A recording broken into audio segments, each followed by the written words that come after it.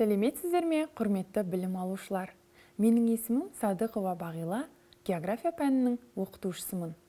Бүгінгі сабаққа дайын болсаңыздар, бастайық. Бүгінгі сабағымыздың тақырыбы геокологиядағы антропогендік факторлар. Ал бүгінгі сабақтың мақсаты табиғатқа әсер ететін атмосфералық факторларды анықтап, олардың бөлінуін сызба түрінде көрсетіп жіктеу болып табылады. Балалар, антропогендік фактор дегеніміз адам әрекетінен, адамның тікелей және жанама әсерінен қоршаған ортаның бұзылуы, яғни өзгеріске түсуі болып табылады. Қоршаған орта техногенездің әсерінен бұзылады. Техногенез дегеніміз адамның әртүрлі техникалық қызметінің нәтижесінде қоршаған ортаны өзгерту процесі болып табылады. Ал енді сіздермен осы атмосфералық фактордың бөлінуі туралы қарастырайық. Төмендегі кестеде антропогендік факторлардың жіктелуін көріп отырсыздар. Антропогендік факторлар жаратылысы бойынша механикалық, физикалық, химиялық, климаттық, биологиялық және ландшафттық деп бөлінеді.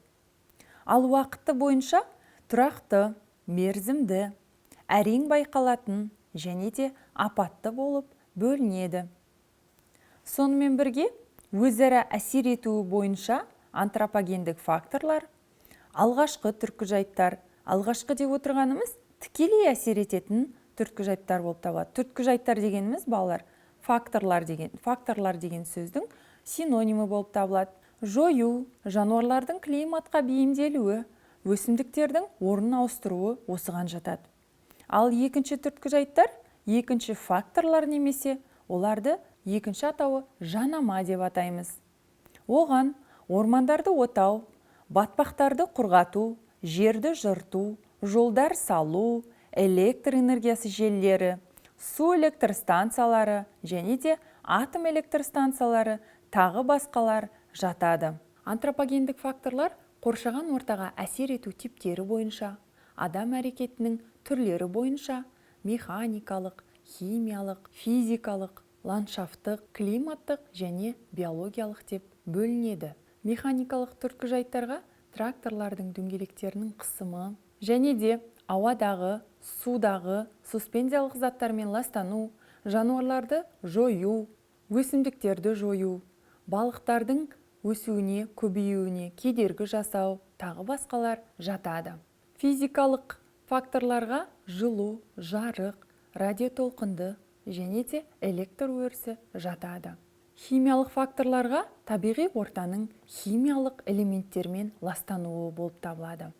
Ал климаттық фактор дегеніміз озон қабатының жұқаруы және де жылдық орташа температураның ауытқуы болып табылады. Ал биологиялық факторларға флора мен фаунаның әсерінен болатын негізгі процестер және де ландшафттық факторларға бөгендер салу, өзендер, көлдер, солардың жасанды түрлері жатады.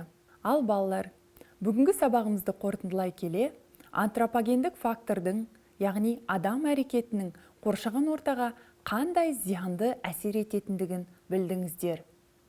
Және де антропогендік әсер нәтижесінде қоршаған орта өзгереді. Қоршаған орта өзгерген кезде ондағы организмдер оған бейімделіп үлгермейді де, оған бейімделіп үлгермеген организмдер өздігінен жойыла бастайды. Яғни өсімдіктердің, жануарлардың, табиғи ортадағы табиғи байлықтардың сақталып қалуы үшін біз сіздермен бірге күресуіміз қажет екен. Сонымен біздің сіздермен бүгінгі сабағымыз аяқталды, ал үй тапсырмасына тоқталайық. Үй тапсырмасы. Антропогендік фактордың жергілікті халықтың денсаулығы мен табиғи нысандарға кері әсерін анықтаңыз. Қоршаған ортаға кері антропогендік түрткіжайттарды қысқартуға бағытталған шаруашылық шараларды атаңыз. Және де антропогендік түрткіжайттардың бірін таңдап алып, графикалық органайзер құрастырыңыз. Ал балалар, сіздермен бүгінгі біздің сабағымыз аяқталды. Келесі сабақта жүздескенше сау болыңыздар.